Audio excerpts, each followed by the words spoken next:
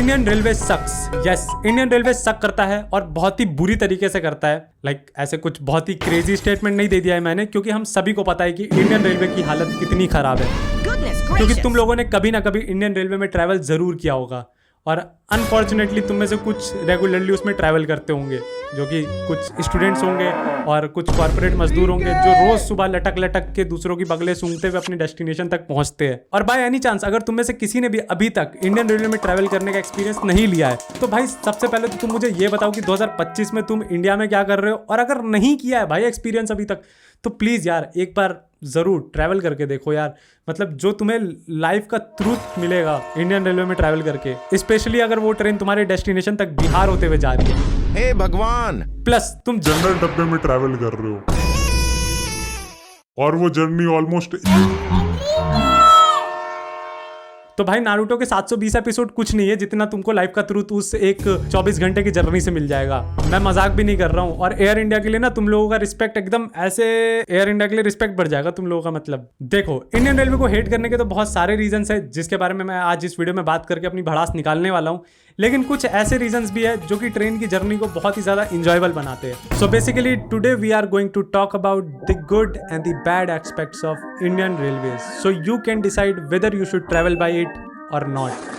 और अभी तक तुम में से कुछ लोग सोच रहे हैं कि ये मैंने हैट क्यों पहन रखी है और यहाँ पे ये किस तरह का वाटर मार्क आ रहा है, तो मैं तुम लोगों को बता दूं ये हैट मैंने इसलिए पहनी है क्योंकि मेरे हेंटा प्रोटैगनिस्ट वाले बाल मेरे पूरे चेहरे को कवर कर रहे हैं, इसलिए मुझे कुछ सॉल्यूशन चाहिए था कि मेरा चेहरा ढंग से दिखे। और ये वाटर मार्क तब तक नहीं हटेगा जब तक मुझे ढंग का स्पॉन्सर नहीं मिल जाता है। और अगर तुम लोग खुद इसको हटाना चाहते हो तो यूपीआई पे मुझे पेमेंट करो, मेंबरशिप ज्वाइन करो या फिर सुपर थैंक्स भेजो। तो बेशर्मी के साथ प्लग हो चुका है वीडियो के स्टार्टिंग में और तुम लोगों को पता चल गया मैंने हैट क्यों पहन रखी है। तो अब वीडियो को स्टार्ट करते हैं। Let's go guys. यात्री कृपया ध्यान दें। रिजर्वेशन। इंडियन रेलवे में रिजर्वेशन मिलना इतना मुश्किल क्यों है? मतलब अगर तुम्हारे पास एक वीक है ना किसी डेस्टिनेशन पे पहुंचने के लिए और तुम सोचोगे एक वीक है भाई बुक कर लेते टिकट आराम से मिल जाएगा, नहीं, एक वीक नहीं। अगर तुम्हें कहीं जाने का प्लान बनाना है ना तो 1-2 महीने पहले ही बनाओ, क्योंकि ट्रेन की सारी टिकट 1 महीने पहले ही बुक हो जाती है। कोई चांस नहीं कि तुम्हें टिकट मिलेगा। और बहन स्लीपर और थर्ड एसी का टिकट इतना मुश्किल है मिलना, और गलती से मिल गई तो ऐसा लगता है ना कि पोकेमॉन गो में कोई रेयर पोकेमॉन मिल गया है। और सेकंड एसी और फर्स्ट एसी उनकी टिकट की प्राइसिंग इतनी अजीब है कि तुम सोचोगे फ्लाइट ही बुक कर लेता हूँ। फिर वही बात है कि फ्लाइट पे भी उतना भरोसा नहीं किया जा सकता, लेकिन फ्लाइट के इतने पैसे देना और ट्रेन के इतने पैसे देना दोनों ही वर्थ इट नहीं है, क्योंकि फ्लाइट की हालत भी इंडिया में कुछ ज़्यादा सही नहीं है। बाई चांस मान लो किसी को कहीं इमरजेंसी में जाना है या किसी के पास सिर्फ 1 वीक का टाइम है एक डेस्टिनेशन पे पहुंचने के लिए, तो भाई उस मोमेंट पे तो वो कुछ भी करने के लिए रेडी है, तो वो खोजेगा कि टिकट मिल जाए। और ऐसे मोमेंट पे आते हैं भाई ये थर्ड पार्टी एप्स और एजेंट्स, और इनके पास कुछ तो क्रेजी हैक है, क्योंकि ये तुमसे एक्स्ट्रा पैसे लेके तुम्हें वेटिंग लिस्ट की टिकट ही पकड़ाएंगे, लेकिन एश्योरेंस पूरा देंगे कि तुम्हारी जर्नी कंफर्म है। और अगर तुम्हारी टिकट ये लोग भी कंफर्म नहीं करा पाते तो ये तुम्हें उस टिकट प्राइस के 2-3 गुना पैसे रिटर्न करेंगे, लेकिन एज अ कूपन जिसको तुम अगले वीक की ट्रेन की टिकट बुक करने के लिए यूज कर सकते हो। और तुम्हें खुद पता है कि अगले वीक में तुम्हारा कितने चांसेस है किसी ट्रेन की टिकट मिलने की। अब तुम इसको स्कैम बोलो या सिस्टम में लूप होल, लेकिन ये बकचोदी बहुत टाइम से चले आ रही थी और इसको सॉल्व करने के लिए गवर्नमेंट ने एक नया रूल लाया है कि अब से अगर तुम कोई भी टिकट बुक करते हो ट्रेन की तो तुम्हें अपना आधार कार्ड यूज करना पड़ेगा वेरिफिकेशन के लिए। आई डोंट नो कितना सक्सेसफुल होगा ये, बट स्टिल कर भी क्या सकते हम। और टिकट बुकिंग से रिलेटेड मेरा दूसरा पॉइंट है, अरे यार अपनी माँ मत चुदाओ। तत्काल टिकट। बहन तत्काल टिकट मतलब फैशन टीवी की तरह है, सुना सभी ने, देखा बस कुछ ही लोगों ने उसको। और अगर तुम में से किसी ने भी कभी कोई तत्काल टिकट बुक करा है तो भाई तुम हॉगवर्ट्स के किस हाउस में हो और उस हाउस में एंट्री के लिए पासवर्ड क्या है कमेंट सेक्शन में जरूर बताना, क्योंकि भाई मैं तो मगलू हूं। आई नो बहुत ही रैंडम साउंड करेगा, लेकिन सीधे मौत का पर्यायवाची तत्काल इंतकाल हो सकता है। तत्काल इंतकाल हो सकता है। तत्काल इंतकाल हो सकता है। तत्काल इंतकाल हो सकता है। तत्काल इंतकाल हो सकता है। का पर्यायवाची तत्काल इंतकाल हो सकता है। मतलब हम लोग जापान की जीडीपी को पीछे छोड़कर वर्ल्ड की 4th लार्जेस्ट इकोनॉमी बन गए, लेकिन अगर जापान की ट्रेन्स और इंडियन ट्रेन्स का कंपैरिजन किया जाए तो इंडियन ट्रेन बहुत पीछे आती है। मतलब बहुत ही पीछे आती है, क्योंकि ये हमेशा लेट है, ये हर जगह लेट है। मजाक नहीं कर रहा हूँ, ट्रेन डिले इतनी रियल प्रॉब्लम है ना। मेरी एक 24 घंटे की ट्रेन जर्नी 30 घंटे में पूरी हुई थी। भाई तुम सोच के देखो, तुम्हें सेकंड या फर्स्ट एसी में ट्रैवल करना पड़े, वो भी एक्स्ट्रा पे करने के बाद 30 घंटे के लिए। फ्लाइट ही ना कर लूं।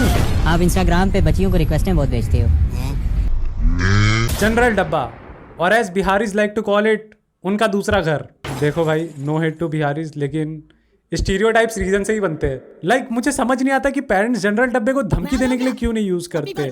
मान लो अगर कोई बिगड़ा हुआ बच्चा है तो उसको धमकी देते कि तुझे हॉस्टल भेज देंगे, तुझे हॉस्टल में रहना पड़ेगा। उसको भाई सीधा ये बोलो ना, अगर नानी के घर जाएंगे इस बार तो जनरल डब्बे में लेके जाएंगे तुझे। और तुझे लेके क्यों जाएंगे, तू अकेला जाएगा जनरल डब्बे में। मैं मजाक नहीं कर रहा हूँ भाई, किसी बच्चे के साथ करो 2-3 बार, वो सुधर जाएगा भाई पूरी तरीके से। मुझे सच में लगता है कि अमीर बाप की बिगड़ी औलाद को फिक्स करने का मतलब बहुत ही बढ़िया तरीका है। जनरल डब्बे में ट्रैवल करवाओ उसको, भैंचो 1 दिन 2 दिन करवाओ उसको ट्रैवल, कश्मीर टू कन्याकुमारी पूरा जनरल डब्बे में। भाई ये वेकअप सीट और लक्ष्य मूवी कुछ नहीं है मोटिवेशन के लिए। और अगर रॉकस्टार का जॉर्डन भी दरगाह जाने की जगह जनरल डब्बे में ट्रैवल करता ना तो कुछ ऐसा एंडिंग होता उसका।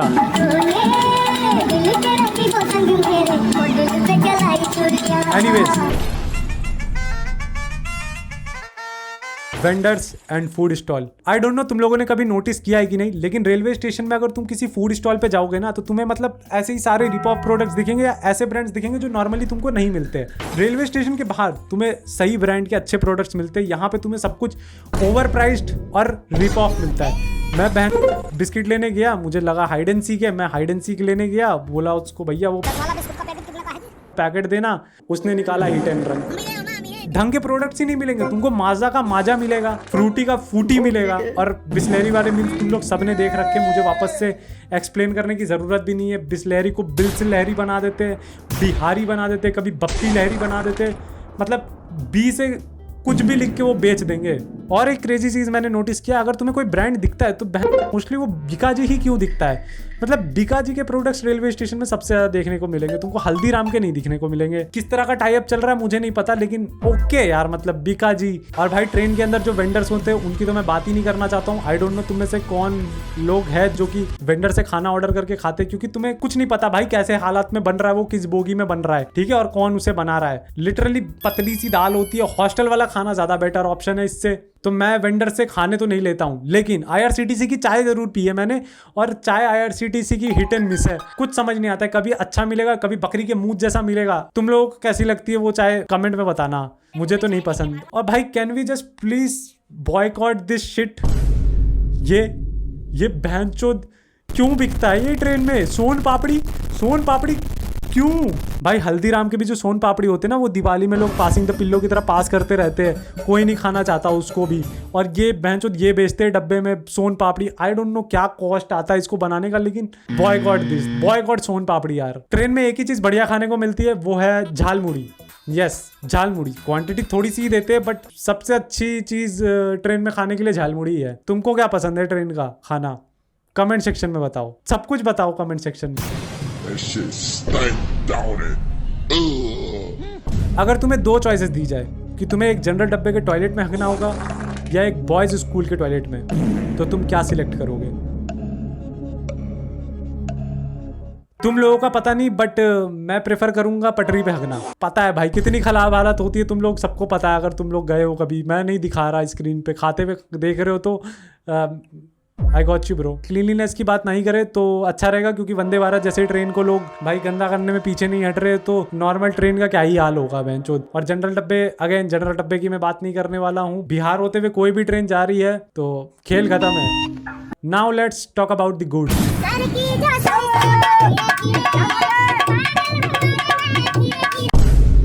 भाई ट्रेन की सबसे बढ़िया चीज वो लगती है जो वो टुडुक टुडुक करके जो चलती है ना, और उसके बाद जब वो हल्के हल्के स्पीड में चल रही है, तुम्हें विंडो सीट मिली हुई है, तुम एकदम नज़ारे के मज़े लेते हुए ट्रैवल कर रहे हो, तुम्हें टाइम का घंटा फ़र्क नहीं पड़ रहा है, तुम्हारे मम्मी पापा लड़ रहे हैं, बट तुम आराम से विंडो सीट पे बैठे हो और व्यूज़ एंजॉय कर रहे हो। ये एक बढ़िया चीज़ है ट्रेन की। मैं पागल हूँ। दूसरी बढ़िया चीज़ जो लगती है मुझे ट्रेन में ट्रैवल करने की, भाई लोग बहुत इंटरेस्टिंग मिलते हैं ट्रेन में। तुम लोगों ने कभी बात करके देखा, मतलब रैंडम लोगों से, मतलब एकदम चटपटी बातें होती है भाई। मुझे पता है कि पेरेंट्स बोलते हैं कि अनजान लोगों से बात मत करना, अगर कुछ खाने को दे तो ना खाना, बट तुमने देखा होगा भाई रैंडमली किसी बंदे से तुम बात करने लगोगे, फिर वो तुम्हें बताएगा कि वो दिल्ली जा रहा है और हॉस्पिटल में उसके पापा का हार्ट का ऑपरेशन है और कैसे उसके पास पैसे नहीं है। फिर वो तुम्हें झालमुड़ी खिलाएगा और तुम लोग लूडो का एक गेम खेलोगे जो कि तुम जीत जाओगे। फिर वो भैया अपने रास्ते, तुम अपने रास्ते, मतलब मजा आता है भाई। बहुत इंटरेस्टिंग लोग मिलते हैं। बगल में कोई कपल लड़ रहा होगा, किसी ने किसी को मोलेस्ट कर दिया, कुछ कुछ भी रैंडम शिट होता है, मजा बहुत आता है भाई बातचीत करने में लेकिन लोगों से। 1 2 3 ट्रेन में जो मेरी सबसे फेवरेट चीज है वो है अपर बर्थ। यस भाई, तुम लोग होगे विंडो सीट के लिए लड़ने वाले, मुझे नहीं लड़ना। भाई मेरे को पसंद है अपर बर्थ। मैं अपर बर्थ की टिकट लेता हूँ और डेड बॉडी की तरह वहां पे पूरे टाइम पड़े रहता हूँ, शोज देखता हूँ, मूवी देखता हूँ, खाता हूँ और आराम से सो के अपने डेस्टिनेशन पे उड़ जाता हूँ। भाई बहुत चिल तरीका है अगर तुम्हें पसंद है। और एक और खास बात है अपर बर्थ की कि नीचे जो भी चल रहा है तुम्हें सब दिखता है, तो नीचे अगर कोई लफड़ा वफड़ा चल रहा है तो तुम्हें मस्त पीओवी मिलता है, औरतें एक दूसरे की बाल खींचती है, कंटेंट भी अच्छा निकलता है अगर तुम व्लॉग बनाते हो उस तरीके से। तो इसलिए मुझे नहीं पसंद भाई वो विंडो सीट और साइड लोअर वाली विंडो सीट तो बिल्कुल नहीं पसंद। कोई भी आएगा बोलेगा भैया थोड़ा साइड हटना, मेरे को यहाँ पे बैठना है, भैया मैं यहाँ पे 2 मिनट के लिए बैठ जाऊँ, भैया मैं अपने यहाँ पे बैग रख दूँ, भैया मैं ना यहाँ पे अपना सामान रख के जा रहा हूँ, आप इसको देख। अरे ये नहीं पसंद, मेरे को नहीं पसंद। Let me just be at peace. भैया पैर साइड करना भूसड़ी के, मैंने पूरा स्लीपर का पैसा दिया है, पैर क्यों साइड करूँ? ज्यादा हो गया, ठीक है। एनीवेज, लास्ट जो मेरी फेवरेट चीज है, तुम लोगों ने एक्सपेक्ट नहीं किया होगा बट भाई ट्रेन में मेरी फेवरेट चीज है जो किन्नर आते हैं भाई।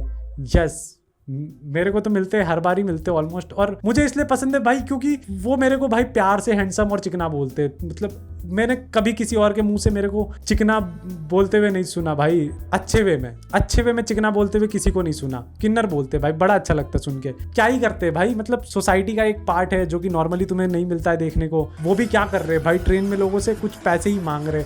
10 रुपए देने में लोगों की गांड फट रही है। यहाँ यूपीआई में लोगों को 10 रुपए देने में गांड फट रही है। बताओ क्या कर रहा है भाई, अपना काम ही तो कर रहा है बंदा। दे दो 10 रुपए। चिकना हैंडसम अलग बोलेगा, मैं तुम लोगों को लव यू अलग से बोलूंगा। लेकिन तुम लोगों ने इस तरह के वीडियो जरूर देखे होंगे कि किसी फेक किन्नर को पकड़ लिया, मतलब कोई आदमी है जो कि एज ए किन्नर एक्ट कर रहा है और लोगों से पैसे मांग रहा है। लोग उनको पीट देते पकड़ के, बट बंदा एफर्ट डाल रहा है यार। तुम सोचो ना, बंदा एफर्ट डाल रहा है। अभी कॉस्प्ले और लाइव स्ट्रीमिंग का कॉन्सेप्ट उनको आई गेस नहीं पता है और इतना पॉपुलर भी नहीं हुआ इंडिया में कि वो ये सब कर सके। बट अगर वो किन्नर की तरह ड्रेसअप कर रहे, इंडियन फैमबॉय का दर्जा दो यार एटलीस्ट उनको। इतना तो कर ही सकते हैं भाई, अच्छे इंडियन फैमबॉय बन सकते हैं। बस पॉइंट ये है कि वो किसी और का धंधा खाने की कोशिश करने के लिए कर रहे हैं। तो ये सब ना करके उनको लाइव स्ट्रीमिंग और कॉस्प्ले में थोड़ा जाना चाहिए। आई गेस इंडिया को अभी जापान से बहुत कुछ सीखना बाकी है, सिर्फ जीडीपी में पीछे छोड़ने से आगे नहीं चलेगा। एनीवेज गाइज, इतना ही था मेरे पास। क्या मैं पसंद करता हूँ, क्या मैं हेट करता हूँ। तुम्हें अगर लगता है कि कुछ अच्छा पॉइंट है ट्रेन के बारे में तो वो कमेंट में बता सकते हो, और अगर कुछ खराब तुम्हें लगता है मैंने मिस किया है तो वो भी तुम कमेंट में बता सकते हो। और इसी के साथ आज के वीडियो के लिए इतना ही, क्योंकि मेरा टाइम हो चुका है। मैं चला तत्काल टिकट बुक करने। बाय।